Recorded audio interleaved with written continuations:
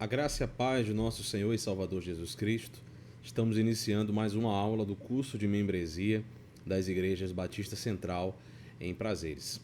É um prazer estar aqui com vocês mais uma vez, dando continuidade a essa série de estudos e reflexões a partir da Palavra de Deus que culminam na nossa prática, na nossa vida, no nosso dia a dia.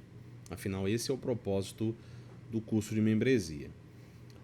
Extrair da Palavra de Deus os ensinamentos que fazem a diferença em nossa vida e que a gente possa aprender a viver em comunidade, tanto na igreja com os nossos irmãos, quanto no mundo, com todos os tipos de contatos e relações que nós temos. Então hoje nós daremos continuidade ao estudo do tema O que um discípulo deve saber.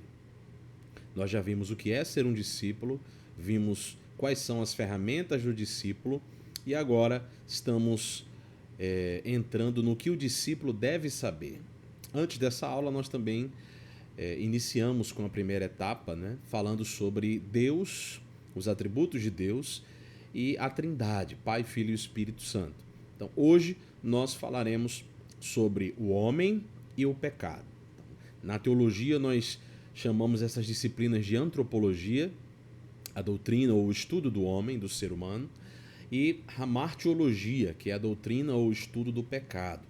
Então a gente vai ver um pouco sobre essas duas realidades, esses dois temas na aula de hoje, e eu peço que você, de onde estiver, você me acompanhe, você possa compreender tudo aquilo que a gente expor, e a gente vai utilizar a Bíblia, vamos olhar para o que a Bíblia ensina a respeito do ser humano e do pecado, e como isso nos afeta, como isso de fato pode de alguma maneira interferir em nossa vida, em nossa prática, em nosso entendimento da realidade espiritual e da realidade factual ao nosso redor.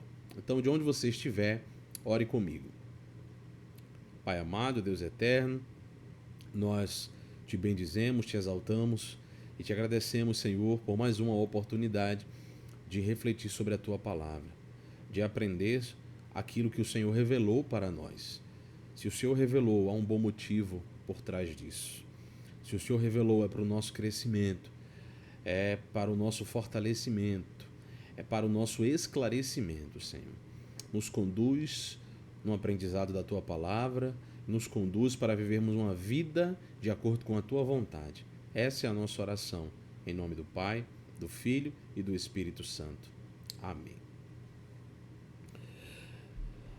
Meus irmãos, como eu falei, hoje nós vamos estudar dois temas. O primeiro deles é antropologia ou a doutrina do homem, o estudo acerca do ser humano.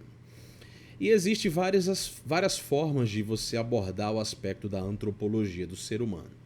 Existe o aspecto filosófico, que trabalha o que é o ser humano, qual o sentido, qual o propósito, e vários outros aspectos do que significa ser humano. Certo? A gente chama isso de ontologia, o estudo do ser. Mas também existem outras formas de você olhar para isso. Certo? Você tem na psicologia uma forma de olhar para o ser humano que é também peculiar, é um pouco diferente. Você tem na biologia uma outra forma de olhar para o ser humano como uma máquina biológica, como um animal, só que racional, mas ainda assim um animal. E existem várias perspectivas de você olhar para o que é o ser humano, e principalmente dentro do contexto deste mundo em que vivemos. Só que a perspectiva que nós vamos olhar e que nós vamos refletir aqui é a perspectiva bíblica. O que a Bíblia diz sobre o homem, o que a Bíblia diz sobre o ser humano. Lembrando que a palavra homem, eu vou usar ela aqui no sentido de ser humano, tá bom? Não no sentido de macho ou no sentido de sexo masculino, tá certo? Quando eu usar nesse sentido eu vou indicar, mas quando eu falar a palavra homem eu vou me referir aqui a ser humano, tanto homem quanto mulher. Então o que a Bíblia fala sobre isso? E o que a Bíblia diz sobre o ser humano é muito importante porque é o que Deus diz sobre o ser humano. Afinal, a Bíblia, como nós vimos, ela é a palavra de Deus. Ela é a revelação de Deus para a humanidade. Então, o que a Bíblia diz é o que Deus diz, é o que Deus pensa, é o que Deus revelou sobre o ser humano nesse caso específico. Então, quando a gente fala sobre ser humano, a gente deve começar no início, assim como a palavra de Deus. A palavra de Deus inicia falando sobre a criação do mundo, a criação de todas as coisas e a criação do ser humano. Então, com a Bíblia na mão ou com o celular, fique à vontade, você pode abrir aí em Gênesis capítulo 1, no verso 26 e 27, e em seguida Gênesis capítulo 2, verso de número 7. Então, Gênesis capítulo 1, versos 26 e 27. Vamos ver o que a Bíblia fala a respeito do ser humano, da criação do ser humano.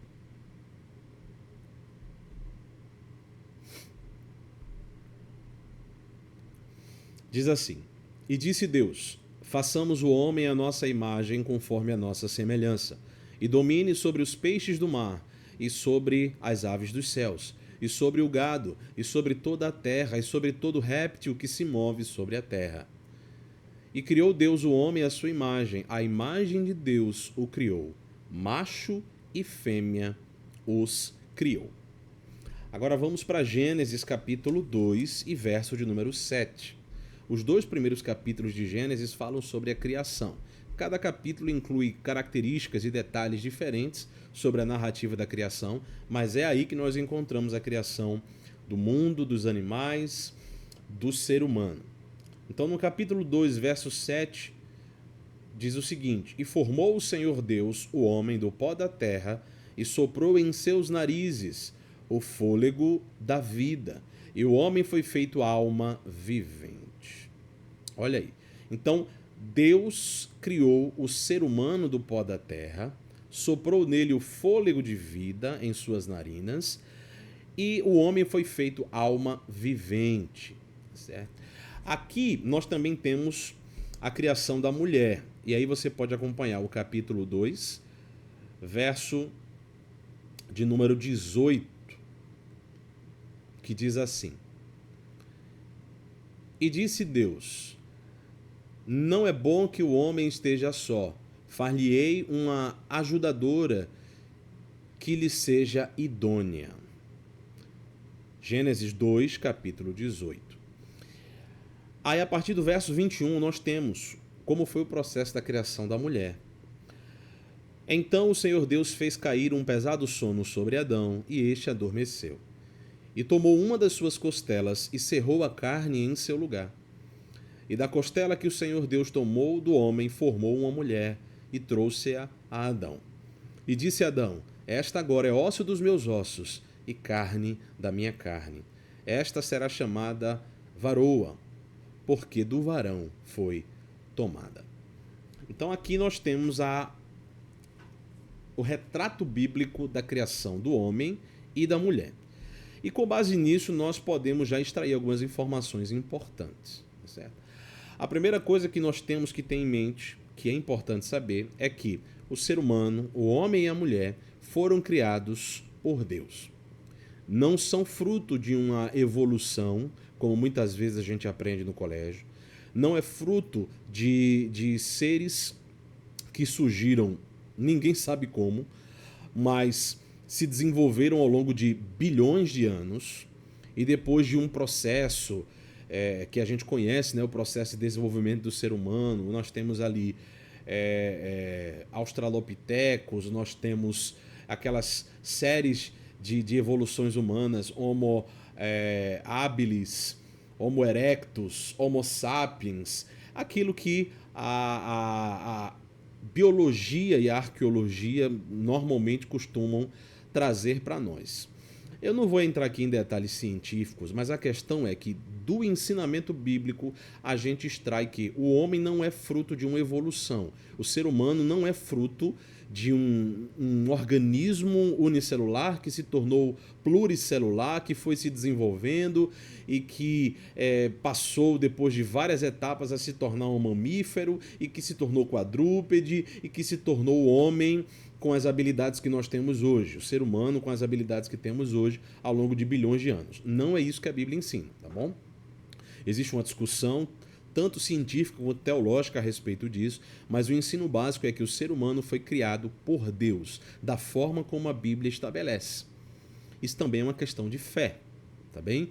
Isso é uma questão de fé. Se você crê na palavra de Deus, se você crê que o que está nela é verdade, você não vai achar difícil acreditar que Deus, sendo todo-poderoso como Ele é, criou o ser humano com o seu poder, sem precisar de bilhões de anos para isso. Essa é a primeira coisa que a gente aprende. A segunda coisa dos textos que nós observamos, que nós lemos, é que o ser humano ele foi criado no final. A última coisa que Deus criou foi o ser humano. Isso significa que o ser humano ele é a coroa da criação, a joia da criação de Deus. Deus criou tudo antes para o ser humano. E é bom a gente ter isso em mente, por quê? Porque Deus não precisava de nada. Deus não precisava de mundo, de universo, de criação nenhuma. Nós é que precisávamos de uma estrutura física, de uma estrutura ambiental, nós é que precisávamos de uma estrutura material para poder sobreviver. E por isso Deus criou toda essa estrutura antes e só depois Deus vai e cria o ser humano. Então, Deus criou o ser humano como a coisa mais preciosa de sua criação. A coisa mais valiosa da criação de Deus é o ser humano. Infelizmente, hoje a gente vive num mundo onde as pessoas querem igualar a importância e o valor dos animais com os seres humanos. E por mais que nós devamos, sim, cuidar da natureza, tratar bem os animais, não ser violentos com a criação de Deus, mas os animais estão num patamar inferior ao ser humano. Um animal não é um ser humano, nem nunca será um ser humano, e um animal não tem o mesmo valor de um ser humano. Então é bom a gente ter isso em mente, porque hoje em dia os valores estão invertidos, infelizmente. Outra coisa que a gente observa dos textos que lemos a respeito do ser humano é que o ser humano ele foi criado à imagem e semelhança de Deus. E o que é ser criado à imagem e semelhança de Deus? Na teologia nós chamamos isso de imago Dei, do latim imagem de Deus. E ser criado à imagem e semelhança de Deus é ser criado com certas características que só Deus tem e que só o ser humano, de todas as criações do Senhor, de todas as criaturas de Deus, possui. Então veja, Deus criou os animais, mas eles não têm a imagem e semelhança de Deus, eles não são imagem e semelhança de Deus. Deus criou os anjos, mas eles também não são imagem e semelhança de Deus. Em canto nenhum, a Bíblia diz que os anjos são a imagem e a semelhança de Deus. Mas o ser humano, o homem e a mulher, eles possuem a imagem e a semelhança de Deus. Ou seja, isso significa que alguma característica ou algumas características que Deus tem, Deus deu somente ao ser humano. Algo que torna o ser humano único e que nenhuma outra criatura possui. E isso a gente chama de imagem de Deus. Imagem e semelhança de Deus. E o que é essa imagem e semelhança? Existem debates dentre os teólogos sobre o que seria de fato essa imagem e semelhança. Mas algumas coisas a gente pode imaginar. Deus deu ao ser humano atributos que ele tem. E a gente viu um pouco dos atributos comunicáveis de Deus na aula passada. Mas a gente pode olhar de maneira mais específica falando sobre imagem e semelhança de Deus agora. Deus deu ao ser humano atributos como racionalidade. O ser humano possui racionalidade. Deus deu ao ser humano atributos como espiritualidade. Do mesmo jeito que Deus é espírito, o ser humano também é espírito. Deus deu ao ser humano moralidade. Do mesmo jeito que Deus faz o que é certo, que Deus abomina o que é errado, o ser humano também tem a capacidade de perceber o que é certo e o que é errado. Deus deu ao ser humano eternidade. Não do mesmo tipo que Deus, porque Deus é o único que não teve início e jamais terá fim. O ser humano ele teve um início, ele começou em algum momento, mas ele não terá fim. O ser humano é um ser, nesse sentido, também eterno. Por quê? Porque o ser humano ele pode até morrer em seu corpo, mas o seu espírito viverá eternamente, seja desfrutando da bem-aventurança e da vida eterna com Deus, ou seja, infelizmente, sendo punido e experimentando o castigo eterno. por ter dado as costas para Deus, mas o ser humano ele viverá para sempre. Além disso, Deus colocou no ser humano algo dele próprio, algo que somente ele possui. Como eu falei, alguns teólogos diferenciam quais são essas características, o que de fato é e o que não é essa imagem de Deus no ser humano. Mas isso torna o ser humano, de fato, uma criatura específica. Nem os anjos, nem os animais e nenhuma outra obra da criação de Deus possui a imagem de Deus, e é o que a Bíblia ensina. O ser humano ele foi criado à imagem e semelhança de Deus. Então, tendo isso em mente, do texto que a gente leu de Gênesis 1, do 26 ao 27, Gênesis 2, a partir do verso 7, nós também aprendemos que Deus criou o homem com corpo e alma. Então, o que é o ser humano? O ser humano ele só está completo quando possui essas duas coisas, corpo e alma. O ser humano pode existir sem corpo, que é justamente o que nós acreditamos que acontece quando nós morremos. Quando nós voltamos para Deus que nos criou. Vamos para um estado espiritual, onde a gente aguarda o momento da ressurreição. A gente vai ver um pouco sobre ressurreição depois, em aulas futuras. Mas isso é viver de maneira incompleta e de maneira parcial. É existir de maneira parcial. O ser humano só existe de maneira plena quando ele está em corpo e alma, porque foi assim que Deus criou o ser humano. E o que a gente observa também é que Deus criou o ser humano para ele mesmo. Deus criou o ser humano para que ele tivesse um relacionamento com Deus, para que ele pudesse existir em relacionamento com o seu Criador, com o seu Senhor, para que o homem pudesse desfrutar de Deus, que é perfeito, desfrutar do amor de Deus e desfrutar das bênçãos de Deus. Foi por isso que Deus criou o mundo, o universo, para o deleite, o desfrute do ser humano. Então, é isso que nós aprendemos aqui, tá certo? O que a gente pode observar também de outros textos, para enfatizar um pouco mais aquela ideia de imagem de Deus que nós falamos, está lá em Salmo capítulo 8. Salmo capítulo 8, nós aprendemos um pouco mais sobre a imagem de Deus no ser humano. Abra aí, por gentileza.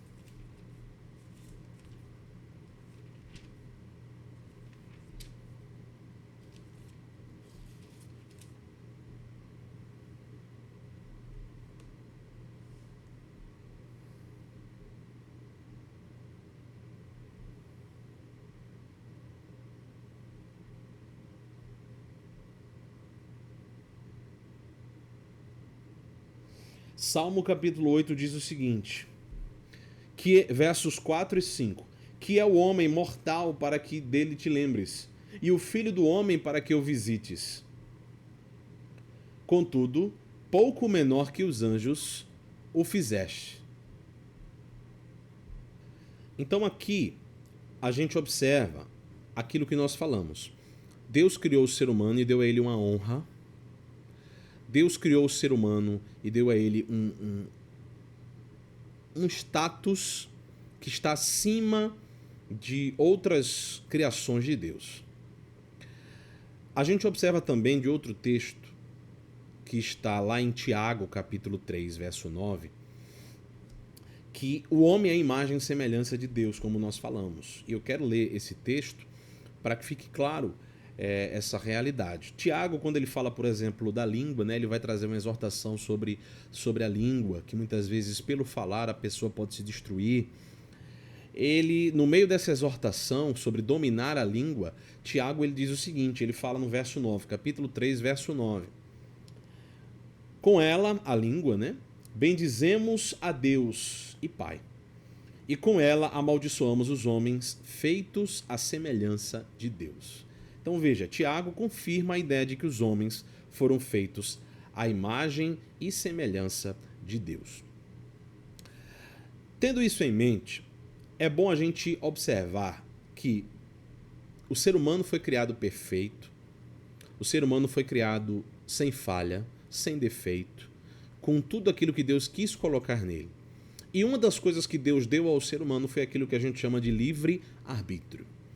Só que livre-arbítrio, a gente precisa entender o que é o livre-arbítrio.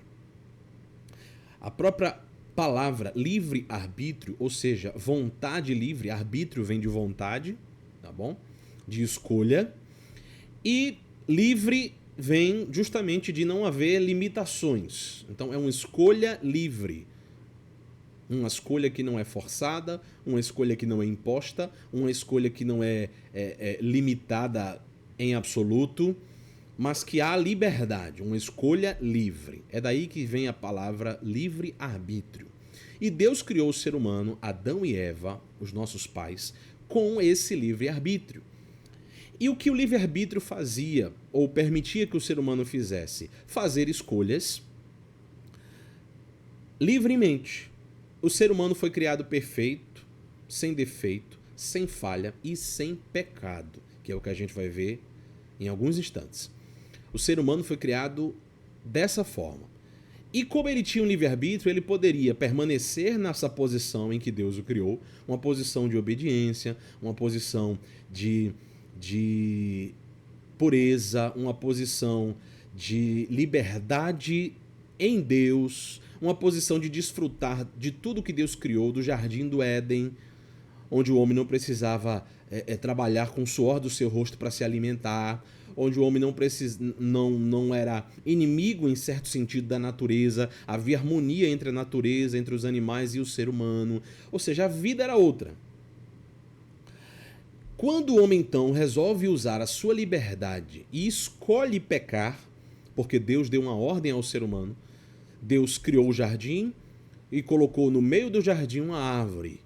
E essa árvore produziu um fruto chamado fruto do conhecimento do bem e do mal. E Deus disse, olha, de todas as árvores, de tudo o que eu criei, que está no jardim, você pode consumir, você pode usar, você pode experimentar à vontade. Mas não daquela árvore. Não coma daquele fruto. Porque no dia que você comer daquele fruto, você morrerá. Foi o que Deus disse. Só é você ler ali Gênesis capítulo 3, que tem lá toda essa narrativa. O ser humano, então, usa de sua liberdade, de seu livre-arbítrio, de sua escolha livre e escolhe voluntariamente, livremente e deliberadamente comer do fruto proibido. Quando ele faz isso, ele desobedece à ordem do Senhor. Quando ele faz isso, seus olhos se abrem. Mas se abrem para quê? Para o mal, que não era uma realidade na vida deles. Eles apenas viviam na realidade do bem, da harmonia, da paz, da obediência, de desfrutar das bênçãos e da criação do Senhor. Mas eles não desfrutavam, eles não experimentavam, eles não viviam na realidade do mal. Isso ainda não havia entrado no mundo. Entrou no mundo quando eles comeram do fruto proibido. Então, a partir daí, algumas coisas acontecem. Nós chamamos isso de pecado original. O pecado que deu início a toda a cadeia de pecados que ocorreram no mundo e que tem ocorrido até hoje. O pecado que fez o homem e a mulher serem expulsos do jardim. O pecado que fez com que a imagem de Deus no ser humano fosse manchada. Então, a imagem de Deus no ser humano, a imago Dei, foi manchada. O homem consegue pensar? Consegue, mas ele pensa de uma forma pecaminosa. O homem consegue observar o que é o certo e o errado? Consegue, mas agora ele é influenciado para o mal. Ele não é mais livre como ele era no Jardim do Éden. Então, ele possui livre-arbítrio? Em certo sentido, sim, que é a capacidade de escolha. Mas não mais uma escolha livre. Ele agora só escolhe influenciado pelo pecado. Tudo que o ser humano fizer vai ser influenciado pelo pecado. Então, quando o ser humano peca contra Deus, ele mancha a imagem de Deus nele. A imagem de Deus permanece nele, mas permanece agora manchada, quebrada, deturpada, distorcida. Então, homem e mulher pecam contra Deus, são expulsos do jardim do Éden, mas não são expulsos da terra, eles são expulsos apenas do paraíso. Mas é permitido a eles viver no restante do mundo que Deus criou, só que agora haverão dificuldades. O homem deverá trabalhar para que com o suor do seu rosto ele consiga se manter, consiga se alimentar, consiga sobreviver. Ele vai ter que providenciar moradia, roupas, comida, proteção, tudo isso agora que no jardim ele tinha preparado, perfeito e de graça, agora ele vai ter que trabalhar e suar muito. A mulher também, como fruto do pecado, também vai passar por esse processo. Ela vai depender do homem para sua proteção, para o seu sustento, para o seu alimento. E quando ela engravidar, agora ela terá dores de parto aumentadas. Quando ela for dar à luz, ela dará em muitas dores. Então, as dores de parto da mulher foram amplificadas. O que antes poderia ser comparado a um incômodo um pouco acentuado, agora se transforma em algo realmente doloroso, por conta do pecado que entrou no mundo como consequência da escolha de Adão e de Eva em comer do fruto proibido. Então a imagem de Deus no homem ela foi manchada. O homem pensa, o homem age, o homem escolhe, o homem faz, mas tudo que ele faz agora é manchado e é influenciado pelo pecado. Ele já não é mais livre. Ele não consegue deixar de pecar. Ele não consegue voltar a viver uma vida pura e uma vida perfeita como ele tinha no Éden, na figura de Adão.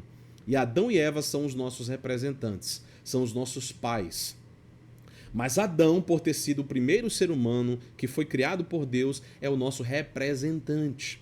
Nós chamamos isso, ele é o nosso cabeça federal. O cabeça da humanidade é Adão. Ele é o nosso pai. Ele é o nosso representante. Mesmo Eva tendo errado primeiro, foi Eva que comeu do fruto primeiro, mas Eva estava sob a responsabilidade de Adão, então a culpa foi dele.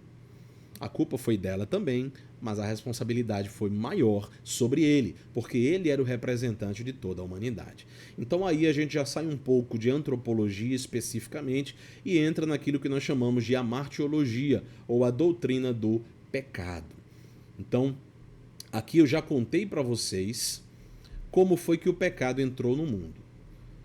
A gente falou sobre a criação do ser humano, as características com que o ser humano foi criado, o propósito do ser humano, que era ter um relacionamento com Deus, viver desfrutando das bênçãos de Deus no paraíso, no jardim do Éden, crescer e se multiplicar. O ser humano ia ter filhos, Adão e Eva iam ter família, iam produzir uma humanidade, mas uma humanidade sem pecado. Só que agora eles produziram uma outra humanidade, uma humanidade pecaminosa.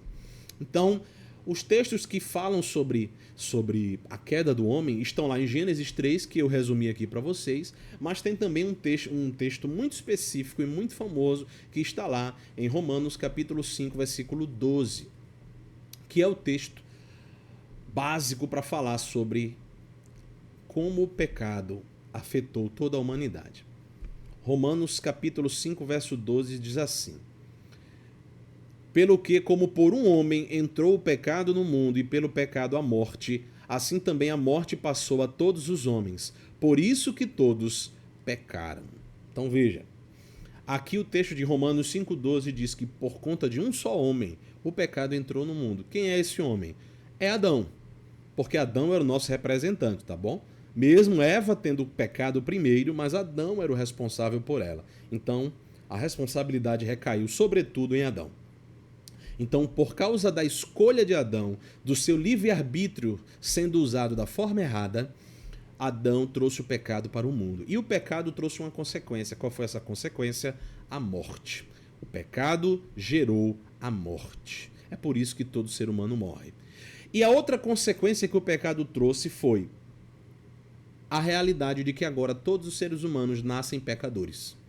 Então o pecado não só trouxe a consequência da morte para Adão e da morte para Eva e para toda a humanidade, mas trouxe também a consequência de que essa humanidade agora seria escrava do pecado. É isso que Paulo fala aqui em Romanos capítulo 6. Então, a morte é consequência do pecado e o próprio pecado constantemente realizado na vida do homem, praticado pelo homem, é também consequência daquele pecado original, o pecado de Adão e Eva ali no jardim do Éden. Outro texto de Romanos que fala sobre isso é Romanos capítulo 3, versículo 23. Você pode acompanhar depois, que diz assim: porque todos pecaram e destituídos estão da glória de Deus. Todos pecaram e carecem da glória de Deus. Romanos capítulo 6, versículo 23 também diz o seguinte: porque o salário do pecado é a morte. A consequência do pecado é a morte. E ele completa o versículo dizendo: mas o dom gratuito de Deus é a vida eterna em Cristo Jesus. O salário do pecado é a morte, mas o dom de Deus é a vida eterna em Cristo Jesus. Então, isso nos mostra que quando Adão e Eva, que foram criados bons, que foram criados perfeitos, eles vêm a este mundo e eles pecam contra o Senhor, geram várias consequências. A consequência imediata: eles foram expulsos do Jardim do Éden.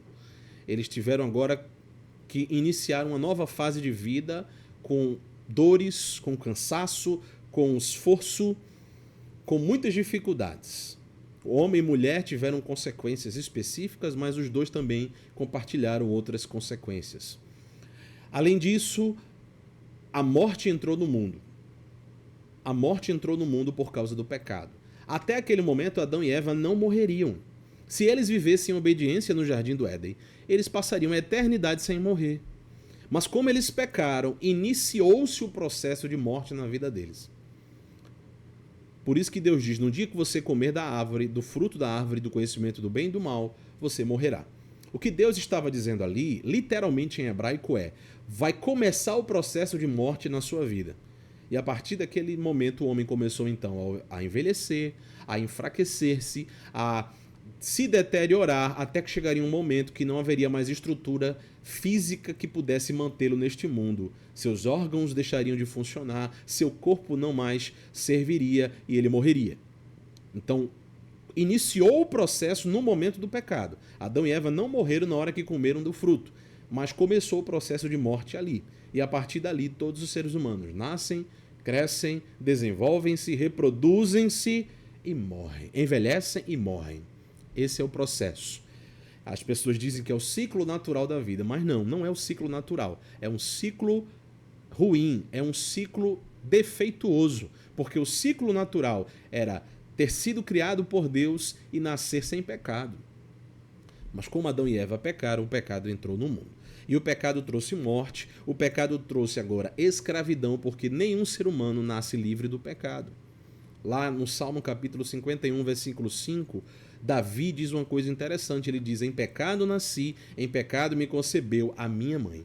Então Davi sabia que ele já nasceu em pecado, já foi concebido em pecado. Nem mesmo as crianças, elas estão isentas do pecado. Elas podem ser ingênuas, elas podem não ter entendimento da realidade do pecado na sua vida. Mas elas não são inocentes, elas já nascem com pecado. É por isso que morrem, infelizmente. É uma tristeza, mas isso acontece. Se a pessoa pode morrer, é porque tem pecado na vida dela. Então aqui você vê que o pecado, ele tem duas grandes ênfases. A primeira é o pecado de Adão e Eva, o pecado original. Esse pecado passou para todos os seres humanos. Então todo ser humano, quando nasce, já nasce manchado por esse pecado que começou lá em Adão e Eva. Mas também existe o pecado que eu pratico. Então, eu sou manchado pelo pecado porque os meus primeiros pais, Adão e Eva, pecaram, mas eu também sou manchado pelo pecado porque eu peco. Então, mesmo se eu nascesse e nunca pecasse nesse mundo, mas porque eu vim de Adão e Eva, eu já nasceria condenado e já nasceria pecador. Porque eu herdei o pecado de Adão e Eva. Agora, quando eu nasço, quando eu cresço, eu me desenvolvo e começo a pecar, aí eu aumento ainda mais a quantidade de pecado em minha vida. Então, essas duas realidades são constantes no ser humano. O pecado entrou no mundo e acabou com a vida de Adão e Eva, mas acabou com a nossa vida também. Agora a gente está falando principalmente de maneira espiritual. Acabou de maneira física, né? Porque antes do pecado a gente não morria. O ser humano não morria e agora morre. Mas acabou principalmente de maneira espiritual, porque o ser humano pode até nascer e viver fisicamente, mas ele já nasce morto espiritualmente. E o que é morto espiritualmente? É nascer insensível ao Espírito, a Deus, à verdade de Deus. é nascer sem dar a devida glória a Deus, sem reconhecer Deus como seu Senhor e Salvador. O ser humano ele já nasce distante de Deus. Do mesmo jeito que Adão e Eva foram expulsos do Éden e nasceram distantes, e seus filhos nasceram distantes do Éden, distantes de Deus, nós nascemos distantes de Deus, espiritualmente falando. Então todo ser humano, ele nasce pecador, ele nasce distante de Deus, ele nasce fadado à morte, e isso é consequência do pecado original, o pecado de Adão e Eva, mas também é consequência dos nossos próprios pecados que nós cometemos desde a nossa meninice, desde a infância, e continuamos a cometer até o fim dos nossos dias. Então essa é a consequência desastrosa do pecado. Então o pecado, ele é caracterizado de maneira específica na Bíblia como a transgressão da lei de Deus. Onde é que está isso? 1 João capítulo 3, versículo 4 vai dizer: o pecado é a transgressão da lei. Então existe uma lei, a lei de Deus que está na Bíblia Sagrada, mas existe também uma lei invisível de Deus no coração de todo ser humano. Lembra que a gente falou que o ser humano foi criado com a imagem e semelhança de Deus, a imago Dei, e dentro dessa imago Dei está a capacidade do ser humano de perceber o que é certo e de perceber o que é errado. Então, antes de haver lei de Moisés, 10 mandamentos, qualquer Bíblia, qualquer escrito, qualquer coisa, regra que tivesse que ser seguida pela sociedade, dentro do coração do homem, todo ser humano já nasce sabendo que existem algumas coisas que são certas e algumas coisas que são erradas. A Bíblia chama isso de lei do coração. É a lei de Deus no coração do homem. Então, mesmo que a pessoa não conheça a Constituição, o Código de Leis do seu país, ou que existe uma lei de Deus, 10 mandamentos, mesmo que ela não conheça esses detalhes escritos, mas dentro do coração ela sabe que algumas coisas ela deve fazer e outras coisas é errado fazer. E mesmo assim ela desobedece à lei que está no seu próprio coração. Eu estou falando coração aqui, né? Mas na verdade é mente, porque a palavra coração na Bíblia é mente. Do entendimento do ser humano, todo ser humano já nasce com esse entendimento.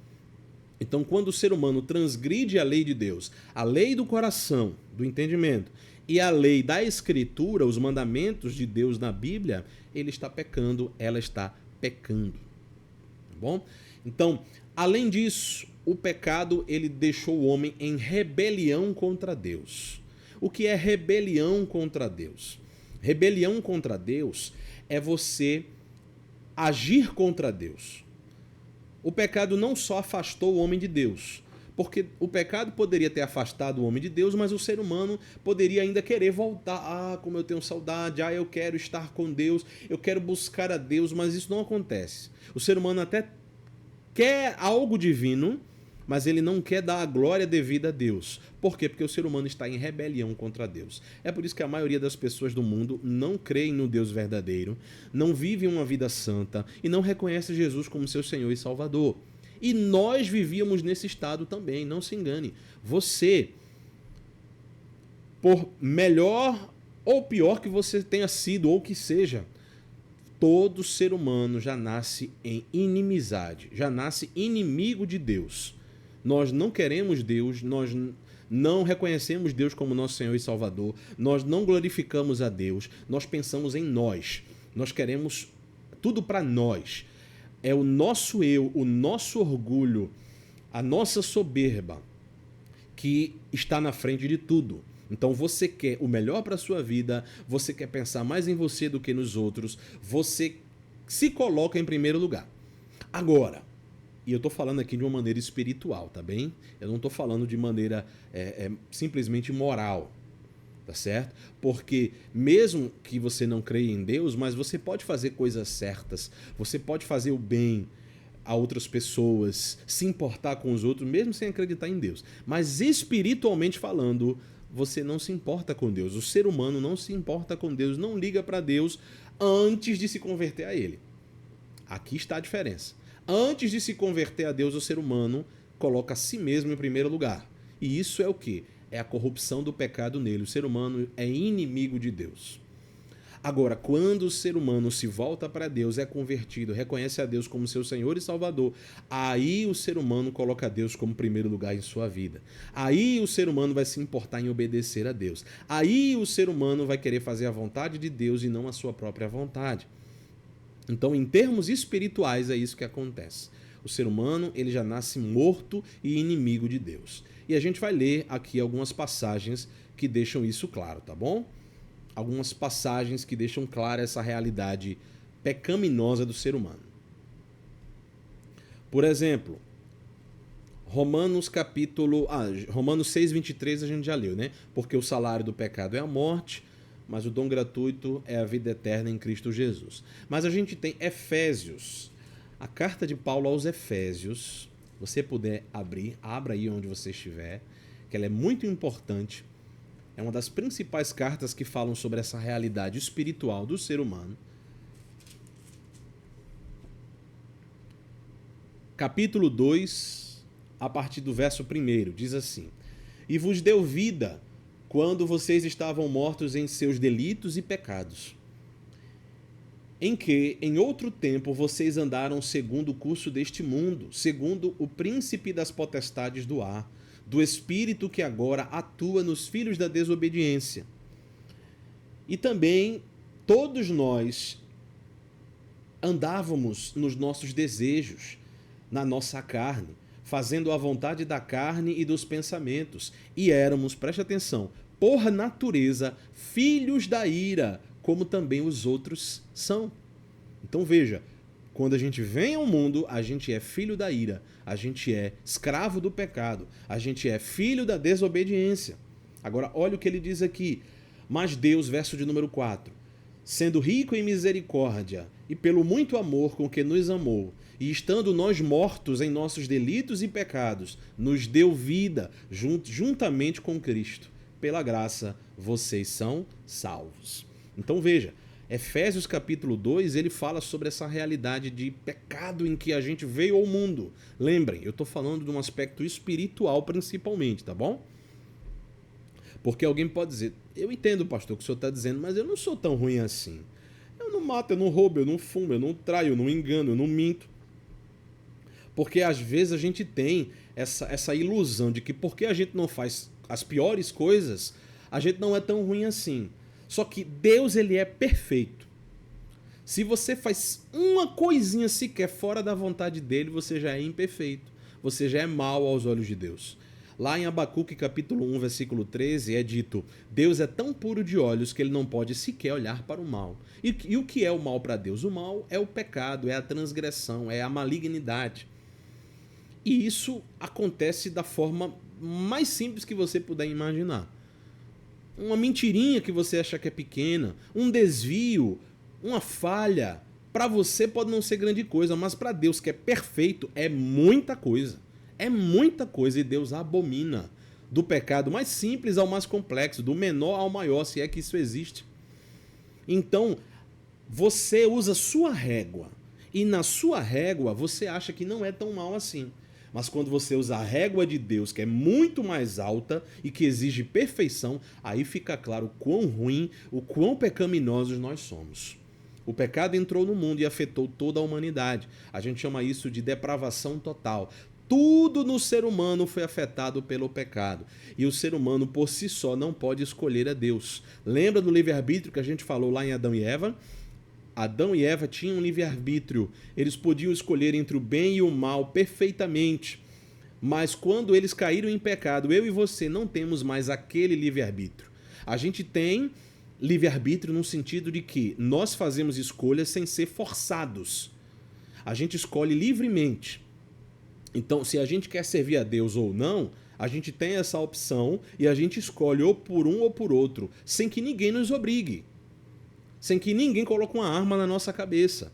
Se a gente quer fazer o bem ou não, a gente faz ou não sem que ninguém nos obrigue. Então a gente tem certa liberdade na nossa escolha, porque não há obrigação, não há coação, não há ato forçado realizado sobre nós. Mas isso não significa que o que a gente escolhe é bom. A gente escolhe livremente, mas o que a gente escolhe geralmente é pecaminoso. Geralmente não. Sempre tem a influência do pecado, porque nós somos movidos pelo pecado. Então a gente já não tem mais o livre-arbítrio como Adão e Eva tinham. Nós temos um livre-arbítrio, mas um livre-arbítrio distorcido, deturpado, muito mais limitado do que o livre-arbítrio de Adão e Eva. Então, com base nisso, nós somos pecadores. E tudo que nós fazemos é manchado pelo pecado. Tudo que nós fazemos, até as coisas boas que nós fazemos antes de conhecer a Deus, é manchado pelo pecado. A coisa só muda quando a graça de Deus vem até nós, quando o Senhor muda o nosso coração e a gente então começa a ver as coisas que a gente não percebia. A gente começa a entender as coisas que a gente não entendia. A gente começa a pensar em Deus, se preocupar com Deus, querer o melhor para a nossa vida e lembrar que somente Deus tem o perdão, a restauração, a transformação e por aí vai. Mas até Deus agir na vida da gente, a gente é escravo do pecado. Nós somos totalmente depravados ou radicalmente depravados. Tudo em nós é tocado pelo pecado. E o que é a salvação? A salvação é justamente o processo de purificar a gente e de reconstruir a imagem de Deus na gente. Nós não perdemos a imagem de Deus, mas ela está quebrada, ela precisa ser consertada. E quando a gente é salvo, quando a gente se converte ao Senhor, Deus começa a trabalhar em nós, a restaurar em nós a sua imagem e semelhança, a restaurar em nós a capacidade de compreender as coisas ao nosso redor da maneira certa e a não sermos influenciados pelo pecado mais. A gente pode até ser, mas agora com Cristo em nossa vida, a gente aprende a lutar contra o pecado em nossas vidas. Então, meus irmãos, basicamente é isso que eu queria ver com vocês sobre antropologia e amartiologia, doutrina do homem e doutrina do pecado. E essa aula de hoje faz parte desse conjunto de aulas que falam sobre o que o discípulo deve saber. Na aula passada a gente viu que o discípulo deve saber sobre os atributos de Deus e a Trindade, Pai, Filho e Espírito Santo, que não são três deuses, mas um Deus só. E na aula de hoje a gente viu que o discípulo deve saber sobre a antropologia, o que é o homem, de onde o homem veio, como o homem foi criado, o que o homem foi feito para ser, para fazer, certo? Qual o propósito e o sentido do homem, e o que é o pecado, de onde veio o pecado. O pecado, ele entra no mundo com o pecado de Adão e Eva, com a desobediência de Adão e Eva, e isso gera consequências que chegaram até nós hoje. Mas consequências que podem ser revertidas. E isso a gente vai ver na próxima aula, quando a gente falar sobre salvação. Tá bom? Então, quando a gente falar sobre salvação, então a gente vai ver que o pecado é terrível. Manchou o homem. O pecado é responsável pelo mal, pela injustiça, pela maldade, por tudo que é de errado no mundo e em nós. Mas existe uma solução para o pecado. Isso chama-se salvação. E a gente vai estudar na próxima aula. Então, que Deus em Cristo nos abençoe. Se você tiver alguma dúvida, coloca aqui nos comentários ou fala lá no grupo. E não deixe de colocar o seu nome para eu saber que você acompanhou, participou, assistiu essa aula, tá bem? Que o Senhor nos abençoe e até a próxima aula. Amém.